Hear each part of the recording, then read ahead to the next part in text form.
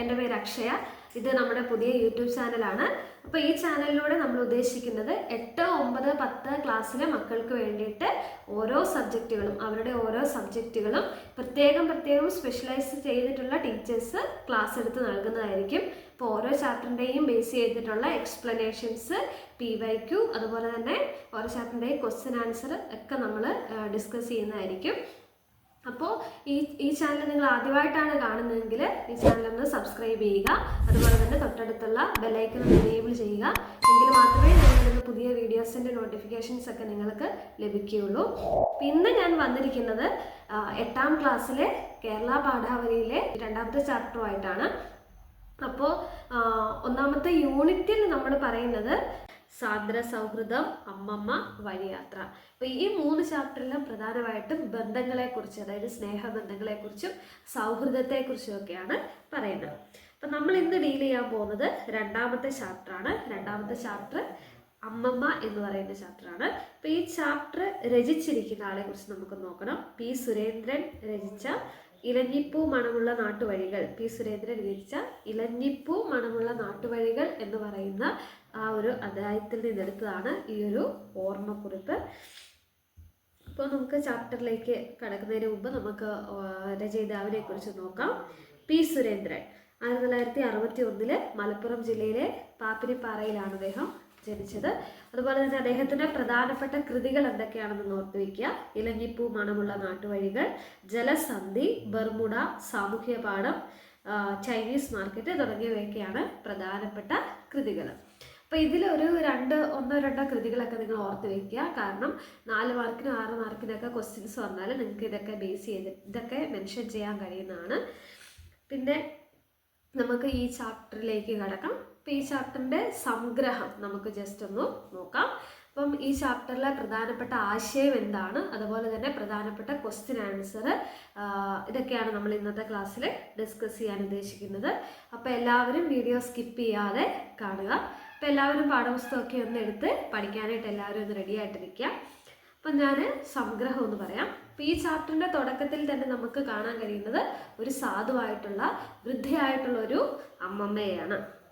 അപ്പോൾ ഈ അമ്മമ്മ തൻ്റെ പേരക്കുട്ടികൾക്ക് വേണ്ടി വളരെയധികം കഷ്ടപ്പെട്ട് ജീവിക്കുന്ന, അല്ലെങ്കിൽ അവരെ ഒന്ന് കരകയറ്റണം എന്ന ആഗ്രഹത്തോടെ അവർക്ക് തണലായിട്ട് നിലനിൽക്കുന്ന ഒരു അമ്മമ്മയാണ് നമുക്ക് കാണാനായിട്ട് കഴിയുന്നത്. അപ്പം നമുക്കും അമ്മമ്മമാരുണ്ടല്ലേ. അപ്പോൾ എനിക്കും ഉണ്ടായിരുന്ന ഒരു അമ്മമ്മ, വളരെ സ്നേഹനിധിയായിട്ടുള്ള ഒരു അമ്മമ്മയായിരുന്നു എനിക്കും ഉണ്ടായിരുന്നത്. അപ്പോൾ അമ്മമ്മ ഞങ്ങൾ അവധിക്കൊക്കെ വീട്ടിലൊക്കെ ചെല്ലുമ്പോൾ ഇഷ്ടമുള്ള പലഹാരങ്ങളും ഒക്കെ ഉണ്ടാക്കി തന്ന് ഞങ്ങളെ വളരെയധികം സംരക്ഷിക്കുകയൊക്കെ ചെയ്തിരുന്നു. അപ്പോൾ അന്ന് പറഞ്ഞതുപോലെ തന്നെ ഇവിടെയും ഈ അമ്മമ്മയും എന്ത് ചെയ്യുന്നു, പേരക്കുട്ടികൾക്ക് വേണ്ടി വളരെയധികം കഷ്ടപ്പെടുകയാണ്. അപ്പം കടുത്ത വാർദ്ധക്യത്തിലും തൻ്റെ പേരക്കുട്ടികളെ പോറ്റുന്നതിനായി കഷ്ടപ്പെടുന്ന അമ്മമ്മയെയാണ് നമുക്ക് ഈ കഥാകാരൻ ഈ പാഠഭാഗത്തിലൂടെ അവതരിപ്പിച്ചിരിക്കുന്നത്. ഈ അമ്മമ്മ എന്ന് പറയുന്നത് ഒരു വിധവയാണ്. അവർക്ക് ആകെ ഉണ്ടായിരുന്നത് ഒരു മകളായിരുന്നു. അപ്പോൾ മകളെ എന്ത് ചെയ്തു, കല്യാണപ്രായമായപ്പോൾ കല്യാണമൊക്കെ കഴിപ്പിച്ച് വിട്ടു. പക്ഷെ അവിടെയും അമ്മമ്മയ്ക്ക് സംഭവിച്ചെന്താണ്, ഈ മകളുടെ ഭർത്താവ് എന്ന് പറയുന്നത് തികഞ്ഞൊരു മദ്യപാനിയായിരുന്നു എന്നൊക്കെ നമുക്ക് മനസ്സിലാക്കാനായിട്ട് കഴിയും. അപ്പോൾ ഈ മദ്യലഹരിയിൽ തൻ്റെ മകളെ ഭർത്താവ് വളരെയധികം ഉപദ്രവിച്ചിരുന്നു. അത് അവസാനം ചെന്നെത്തിയത് എവിടെയാണ്, ആ മകളുടെ കൊലപാതകത്തിലാണ്. നമ്മുടെ പാഠഭാഗത്ത് പറയുന്നുണ്ട്, അമ്മ വിളക്ക് ഊതിക്കെടുത്തി എന്ന് പറയുന്നുണ്ട്. അപ്പം ഈ ഭർത്താവ് എന്ത് ചെയ്തു, ഈ മദ്യലഹരിയിൽ അമ്മയെ ഉപദ്രവിക്കുകയും, അതായത് ഈ പേരക്കുട്ടികളുടെ അമ്മയെ ഉപദ്രവിക്കുകയും അത് കൊലപാതകത്തിലാണ് ചെന്ന് കലാശിച്ചതെന്ന് നമുക്ക് മനസ്സിലാക്കാനായിട്ട് കഴിയുന്നു. അതുപോലെ തന്നെ ഈ പറക്കമുറ്റാത്ത 3 മക്കളെ ഉപേക്ഷിച്ച് അവരുടെ കരച്ചിലിനൊന്നും കാതു കൊടുക്കാതെ എന്ത് ചെയ്തു, ഈ അമ്മയുടെ മരണത്തിന് ശേഷം ഈ മദ്യപാനിയായിട്ടുള്ള അച്ഛൻ, ഈ പേരക്കുട്ടികളുടെ അച്ഛൻ എന്ത് ചെയ്യുന്നു, ഇവരെ ഉപേക്ഷിച്ച് പോവുകയാണ്. എങ്ങോട്ടോ ഓടിപ്പോയെന്ന് നമുക്ക് മനസ്സിലാക്കാൻ കഴിയുന്നു.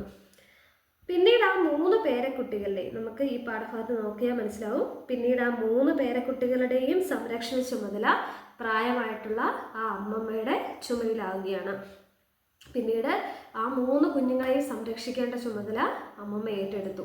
നമ്മുടെ പാഠഭാഗം വായിക്കുമ്പോൾ നമുക്ക് മനസ്സിലാവും, ഏറ്റവും ഇളയ കുട്ടിക്ക് വെറും 2 വയസ്സ് മാത്രം ഉള്ളപ്പോഴാണ് അമ്മ മരിക്കുന്നത്, ഈ പേരക്കുട്ടികളുടെ അമ്മ മരിക്കുന്നത്. അപ്പം അത്ര ചെറുപ്പം മുതലേ ഈ കുഞ്ഞുങ്ങളെ വളർത്തിയിരുന്നത് ഈ അമ്മമ്മയായിരുന്നു.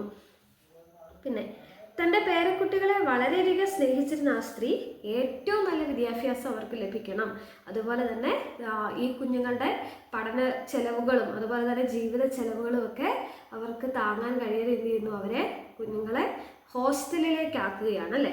അപ്പോൾ നമ്മുടെ പാഠഭാഗം തുടങ്ങുന്നത് തന്നെ ഏറ്റവും ഇളയ ആളെയും കൂടി ഹോസ്റ്റലിലാക്കാൻ കൊണ്ടുപോകുന്നതാണ് നമ്മുടെ പാഠഭാഗത്തിൻ്റെ സന്ദർഭം. അപ്പോൾ ആദ്യത്തെ കുട്ടി എന്ത് ചെയ്യുന്നു, ആദ്യത്തെ കുട്ടി ഇപ്പോൾ 9ാം ക്ലാസ്സിലും രണ്ടാമത്തെ ആൾ 7ാം ക്ലാസ്സിലുമാണെന്ന് പറയുന്നുണ്ട്. അതുപോലെ തന്നെ 4ാം ക്ലാസ് കഴിഞ്ഞിട്ട് എന്ത് ചെയ്യുന്നു, ഇവരെ ഹോസ്റ്റലിലേക്ക് ആക്കുകയാണ്. അപ്പോൾ ഏറ്റവും ഇളയ കുട്ടി ഇപ്പോൾ 4ാം ക്ലാസ് കഴിഞ്ഞു, ഇനി എന്ത് ചെയ്യുന്നു, ആ കുട്ടിയെ ഹോസ്റ്റലിലേക്ക് ആക്കാനായിട്ട് കൊണ്ടുപോകുന്നതാണ് കഥയുടെ സന്ദർഭം. അപ്പം അമ്മമ്മയെ പിരിഞ്ഞ് ഈ കുട്ടിക്ക് ഹോസ്റ്റലിൽ നിൽക്കാനൊക്കെ വളരെയധികം വിഷമമൊക്കെയാണ്. അത് നമുക്ക് ഈ പാഠഭാഗം വായിക്കുമ്പോൾ നമുക്ക് മനസ്സിലാകാൻ കഴിയുന്നു. 3 പേരക്കുട്ടികളെയും ഹോസ്റ്റലിലാക്കുന്നതോടെ അമ്മമ്മയ്ക്ക് പിന്നീട് ആ വീട്ടിൽ വേറെ ആരുമില്ല അല്ലേ. അപ്പോൾ അമ്മമ്മ തികഞ്ഞ ഏകാന്തതയിലേക്കാണ് പോകുന്നതെന്ന് അമ്മമ്മയ്ക്ക് അറിയാമായിരുന്നു. എന്നിട്ടും ഈ മക്കളുടെ പഠനത്തെ ചൊല്ലി വളരെയധികം പ്രതീക്ഷകൾ അമ്മമ്മയ്ക്ക് ഉണ്ടായിരുന്നു. അതുപോലെ തന്നെ അതുകൊണ്ടാണ് അവരെ എന്ത് ചെയ്യുന്നത്, അമ്മമ്മ ഹോസ്റ്റലിലാക്കാനായിട്ട് നിർബന്ധിതയായത്. പിന്നെ ഇടയ്ക്കിടയ്ക്ക് അമ്മ തൻ്റെ പേരക്കുട്ടികളെ കാണാനായിട്ട് ഹോസ്റ്റലിൽ എത്താറുണ്ടായിരുന്നു. അപ്പോൾ ഈ ഹോസ്റ്റലിൽ വിട്ടതിന് ശേഷം അമ്മമ്മ എന്ത് ചെയ്യും, തൻ്റെ പേരക്കുഞ്ഞുങ്ങളെ കാണാനായിട്ട് ഇടയ്ക്കിടയ്ക്ക് ഹോസ്റ്റലിൽ വരും. അപ്പോൾ പിന്നിക്കേറിയ പേഴ്സിൽ നിന്നും, അതായത് ഈ പിന്നിക്കേറിയ പേഴ്സ് എന്നൊക്കെ പറയുന്നത് അമ്മമ്മയുടെ ആ ഒരു ദാരിദ്ര്യത്തെയാണ് സൂചിപ്പിക്കുന്നത്. അപ്പോൾ പിന്നിക്കേറിയ പേഴ്സിൽ നിന്നുമൊക്കെ ചില്ലറ തുട്ടുകളൊക്കെ എടുത്ത് അവർക്ക് നൽകാറുണ്ട്. അപ്പോൾ അവിടെയും പറയുന്നുണ്ട്, ചില്ലറ തുട്ടുകളിൽ കണ്ണീര് നനച്ച് അവർക്ക് കൊടുക്കും. അവിടെയൊക്കെ എന്ത് ചെയ്യുന്നു, അമ്മമ്മയുടെ ആ സങ്കടത്തെയാണ് സൂചിപ്പിക്കുന്നത്. പിന്നെ കഥയിൽ അമ്മമ്മയെക്കുറിച്ച് ചിത്രീകരിച്ചിരിക്കുന്നത് വളരെ ശ്രദ്ധേയമാണ്. നിങ്ങൾ ആ പാഠഭാഗം വായിക്കുമ്പോൾ മനസ്സിലാകും. ഇപ്പം കഥയിൽ പല ഭാഗങ്ങളിലും അമ്മമ്മയെ ചിത്രീകരിക്കുമ്പോൾ പലതരത്തിലുള്ള പ്രയോഗങ്ങൾ രചയിതാവ് ഉപയോഗിക്കുന്നുണ്ട്. അതിന് ഇവിടെ പറയുന്നത് കരച്ചിൽ വടുകെട്ടിയ മുഖം, അതുപോലെ തന്നെ വെപ്രാളപ്പെട്ട നടത്തം, ഇങ്ങനെയൊക്കെ ഉള്ള പ്രയോഗങ്ങൾ ഉപയോഗിക്കുന്നു. അപ്പം കരച്ചിൽ വടുകെട്ടിയ മുഖം എന്ന് ഉദ്ദേശിക്കുന്നത് എന്താണ്, കരച്ചിൽ വടുകെട്ടിയ മുഖം അതായത് അമ്മമ്മയുടെ ആ ഒരു സങ്കടത്തെയാണ് സൂചിപ്പിക്കുന്നത്. ഏക മകളായിരുന്നു, മരിച്ചുപോയി. പിന്നെ ഈ കുട്ടികളുടെ സംരക്ഷണ ചുമതല അമ്മമ്മയ്ക്കാണ്. കടുത്ത വാർദ്ധക്യത്തിലാണ്. വേറെ സാമ്പത്തിക സ്രോതസ്സുകളൊന്നും തന്നെ അവർക്കില്ല. അങ്ങനെ വളരെയധികം സങ്കടവും നിരാശയും അവരുടെ മുഖത്തുണ്ട്. അതാണ് കരച്ചിൽ വടുകെട്ടിയ മുഖം എന്ന് ഉദ്ദേശിക്കുന്നത്. പിന്നെ വെപ്രാളപ്പെട്ട നടത്തം എന്ന് പറയുന്നുണ്ട് അല്ലേ. വെപ്രാളപ്പെട്ട നടത്തം, അതും എന്താണ്, ഒട്ടും സമയമില്ല. ഈ കുഞ്ഞുങ്ങളെ സ്കൂളിലേക്ക് അയക്കണം, അതിനുശേഷം എവിടെയെങ്കിലും ജോലിക്കൊക്കെ പോകണം. അങ്ങനെ ഒട്ടും വിശ്രമമില്ലാത്തൊരു ജീവിതമാണ് അമ്മമ്മ നയിച്ചു കൊണ്ടിരിക്കുന്നത്. അതാണ് വെപ്രാളപ്പെട്ട നടത്തമെന്ന് ഉദ്ദേശിക്കുന്നത്. ഇങ്ങനെയുള്ള പ്രയോഗങ്ങൾ കഥാകാരൻ ഉപയോഗിച്ചിരുന്നു. അതുപോലെ തന്നെ അമ്മമ്മയെക്കുറിച്ച് പറയുമ്പോൾ നഗ്നമായ കാതുകളായിരുന്നു. അവരുടെ കാതുകളിൽ എന്തില്ല, കമ്മലൊന്നും അണിഞ്ഞിരുന്നില്ല. അതുപോലെ തന്നെ സൂര്യൻ്റെ വെയിലേറ്റ് നിറം മങ്ങിയ സാരി, ഒരേ ഒരു സാരിയാണ് അവർ ധരിച്ചിരുന്നത്. അപ്പം എന്ന് ഈ രചയിതാവ് അമ്മമ്മയെ കണ്ടാലും എന്നും ഒരേ ഒരു സാരിയായിരുന്നു അവർ ധരിച്ചിരുന്നത്. ആ സാരി ആണെങ്കിൽ എന്താണ്, കളറൊക്കെ പോയ ഒരു സാരിയായിരുന്നു. പിന്നെ ചെരുപ്പ് അണിയാത്ത പാദങ്ങൾ എന്ന് പറയുന്നുണ്ട്. അപ്പം കാലിൽ എന്തില്ല, ചെരുപ്പ് അണിഞ്ഞിരുന്നില്ല. അപ്പം ഈ ചെരുപ്പ് അണിയാതെ ഇത്ര ദൂരമൊക്കെ നടന്ന് അമ്മമ്മയുടെ കാലൊക്കെ എന്ത് ചെയ്തിട്ടുണ്ട്, വിണ്ട് കീറിയതായിട്ട് നമുക്ക് കഥ വായിക്കുമ്പോൾ മനസ്സിലാക്കാൻ കഴിയുന്നു. അപ്പം ഇങ്ങനെയുള്ള പദങ്ങളൊക്കെ എന്ത് ചെയ്യുകയാണ്, അമ്മമ്മയുടെ ആ ഒരു ദാരിദ്ര്യത്തെയാണ് സൂചിപ്പിക്കുന്നത്. പിന്നെ ഇടയ്ക്കിടെ 3 മക്കളെയും കാണാനായിട്ട് അമ്മമ്മ എന്ത് ചെയ്യുന്നു, സ്റ്റാഫ് റൂമിലേക്ക് എത്തുന്നു. നമ്മുടെ പാഠഭാഗം ഇങ്ങനെ വായിച്ചു വരുമ്പോൾ ഏറ്റവും ലാസ്റ്റൊക്കെ എത്തുമ്പോഴേക്കും നമുക്ക് മനസ്സിലാകും എന്ത് ചെയ്യുന്നു, ഇടയ്ക്കിടെ 3 പേരക്കുഞ്ഞുങ്ങളെയും കാണാനായിട്ട് അമ്മമ്മ എന്ത് ചെയ്യും, ഹോസ്റ്റലിലേക്കും സ്കൂളിലേക്കും ഒക്കെ എത്താറുണ്ട്. എന്നിട്ട് അവരുടെ അധ്യാപകരോട് എന്ത് പറയും, മക്കളെ പൊന്നുപോലെ നോക്കണേ, അവരെ പഠിപ്പിച്ച് കയറ്റണേ എന്നൊക്കെ അധ്യാപകരോട് യാചിക്കും. എന്നിട്ട് ഇൻ്റർവെൽ സമയത്ത് എന്ത് ചെയ്യും, ഈ കുഞ്ഞുങ്ങളെയും കൊണ്ട് അമ്മമ്മ ചായക്കടയിലേക്ക് പോവുകയും അവർക്ക് ആവശ്യമായിട്ടുള്ള പഴംപൊരി, അതുപോലെ തന്നെ പൊറോട്ട, ചോക്ലേറ്റ് എന്നിവയൊക്കെ ചെറിയ ചെറിയ ആവശ്യങ്ങളൊക്കെ അമ്മമ്മ എന്ത് ചെയ്യുന്നുണ്ട്, അമ്മമ്മ നിറവേറ്റി കൊടുക്കാറുണ്ട്. കാരണം അമ്മമ്മയ്ക്കറിയാം തൻ്റെ കുഞ്ഞുങ്ങൾ എന്ത് ചെയ്യുകയാണ്, അമ്മയില്ലാത്ത അമ്മയും അപ്പനും ഇല്ലാത്ത വേദന ഒരിക്കലും അറിയരുത്. അതുപോലെ തന്നെ അമ്മയും അപ്പനും ഒക്കെ ഉള്ള മക്കളുടെ കൂടെയാണ് ഈ കുഞ്ഞുങ്ങളും പഠിക്കേണ്ടത്. അപ്പോൾ ആ ബുദ്ധിമുട്ട് ഒരിക്കലും ഇവർക്ക് ഉണ്ടാവരുത് എന്ന ആ ആഗ്രഹത്തോടെയാണ് അമ്മമ്മ ഇങ്ങനെ ഇല്ലായ്മയിലും ഇങ്ങനെ ഇവരുടെ ആവശ്യങ്ങളൊക്കെ നിറവേറ്റി കൊടുക്കുന്നത്. പിന്നെ നമ്മൾ ഈ പാഠഭാഗത്തിൻ്റെ അവസാനം എത്തുമ്പോൾ നമുക്ക് മനസ്സിലാകും, രചയിതാവ് തൻ്റെ ആശങ്ക പ്രകടിപ്പിക്കുന്നു. അമ്മമ്മയെക്കുറിച്ചുള്ള തൻ്റെ ആശങ്കയാണ് അവസാന ഭാഗം എത്തുമ്പോഴേക്കും പ്രകടിപ്പിക്കുന്നത്. പറയുന്നുണ്ട്, പൊറുതികെട്ട ഈ ജന്മത്തിൽ അവസാനം വർണ്ണത്തിളപ്പിൻ്റെ ലോകത്തിൽ ഈ കുഞ്ഞുങ്ങൾ അമ്മമ്മയെ മറക്കുമോ എന്നൊക്കെ ഒരു ആശങ്ക ഇവിടെ പ്രകടിപ്പിക്കുന്നുണ്ട്. കാരണം അമ്മമ്മ ഈ കുഞ്ഞുങ്ങൾ സ്വന്തം കാലിൽ നിൽക്കാറായി കഴിയുമ്പോൾ ഇവർ അമ്മമ്മയെ മറക്കുമോ, അമ്മമ്മയുടെ ഈ നിറം മങ്ങിയ സാരിയിലേക്ക് അവർ വെറുപ്പോടെ നോക്കുമോ എന്നൊക്കെ ഒരു ആശങ്ക കഥാകൃത്ത് പ്രകടിപ്പിക്കുന്നു. ഇവിടെയൊക്കെ ഉദ്ദേശിക്കുന്നത് ആധുനിക ലോകത്തെക്കുറിച്ചാണ്. അപ്പം നമ്മുടെ ആധുനിക ലോകം എന്ന് പറയുന്നത് ഒരു കാര്യങ്ങൾക്കും അല്ലെങ്കിൽ ഒന്നിനും മൂല്യം നൽകാത്ത ഒരു കാലമാണല്ലേ. പ്രത്യേകിച്ച് പ്രായമായവർക്ക് ഒരു പരിഗണനയും നൽകാത്ത ഈ ലോകത്താണ് ഈ കുഞ്ഞുങ്ങളും വളർന്നു വരുന്നത്. അതുകൊണ്ടാണ് കഥാകൃത്ത് അങ്ങനെ ഒരു ആശങ്ക പ്രകടിപ്പിക്കുന്നത്. ഇവർ സ്വന്തം കാലിൽ നിൽക്കാറായി കഴിയുമ്പോൾ അമ്മമ്മയുടെ ഇന്നത്തെ ഈ കഷ്ടപ്പാടും ദുരിതങ്ങളും ഒക്കെ അവർ ഓർക്കുമോ? അങ്ങനെയല്ല, നേരെ മറിച്ചാണ് സംഭവിക്കുന്നതെങ്കിൽ ഈ അമ്മമ്മ ഈ കുഞ്ഞുങ്ങൾ മറക്കുകയാണ്, അല്ലെങ്കിൽ അവരെ തള്ളി പറയുകയാണെങ്കിൽ ഈ അമ്മമ്മയ്ക്ക് അത് ഒരിക്കലും എന്ത് ചെയ്യാൻ പറ്റില്ല, താങ്ങാനായിട്ട് കഴിയില്ല. കാരണം ഇത്രയും ഈ വാർദ്ധക്യത്തിലും വളരെ കഷ്ടപ്പെട്ടാണ് തൻ്റെ പേരക്കുഞ്ഞുങ്ങളെ അമ്മമ്മ വളർത്തുന്നത്. അതാണ് കഥാകൃത്ത് ഇങ്ങനെ പറയുന്നത്. അങ്ങനെ സംഭവിച്ചു, നേരെ മറിച്ചാണ് സംഭവിക്കുന്നതെങ്കിൽ, അതായത് തൻ്റെ കുഞ്ഞുങ്ങൾ അമ്മമ്മയെ നോക്കിയില്ല എങ്കിൽ എന്ത് സംഭവിക്കും? അമ്മയുടെ കണ്ണുകളിൽ നിന്ന് കണ്ണീർ പിൻവാങ്ങി അത് പാദങ്ങളിലൂടെ ചോരയായിട്ട് ഒഴുകുമെന്ന് പറയുന്നുണ്ട്. അത് അമ്മമ്മയുടെ ആ ഒരു ദുരവസ്ഥയെയാണ് സൂചിപ്പിക്കുന്നത്. അപ്പോൾ പാഠത്തിൻ്റെ ഒരു സംഗ്രഹം, ചെറിയൊരു സംഗ്രഹമാണ് ഞാനിപ്പോൾ പറഞ്ഞത്. അപ്പോൾ എല്ലാവർക്കും ഇത് മനസ്സിലായി എന്ന് വിശ്വസിക്കുന്നു. നിങ്ങൾ ഇത് കൂടുതൽ ഈ ചാപ്റ്റർ വീണ്ടും വായിക്കുക. ഇനി നമുക്ക് ഈ ചാപ്റ്ററിൻ്റെ പ്രധാനപ്പെട്ട ക്വസ്റ്റ്യൻ ആൻസേഴ്സ് നോക്കാം. അപ്പോൾ ഒന്നാമത്തെ ക്വസ്റ്റ്യൻ പറയുന്നുണ്ട്, നോക്കിക്കേ, അമ്മമ്മയുടെ സവിശേഷതകൾ കാവ്യാത്മകമായി അവതരിപ്പിച്ചിരിക്കുന്ന ഒട്ടേറെ പ്രയോഗങ്ങൾ പാഠഭാഗത്തുണ്ട്. ഇത്തരം പ്രയോഗങ്ങൾ കണ്ടെത്തി ആശയം വ്യക്തമാക്കുക. അപ്പം ഞാൻ വായിച്ചപ്പോൾ തന്നെ പറഞ്ഞു, പലതരത്തിലുള്ള പ്രയോഗങ്ങൾ അമ്മമ്മയെക്കുറിച്ച് പറയുമ്പോൾ രചയിതാവ് ഉപയോഗിച്ചിട്ടുണ്ട്.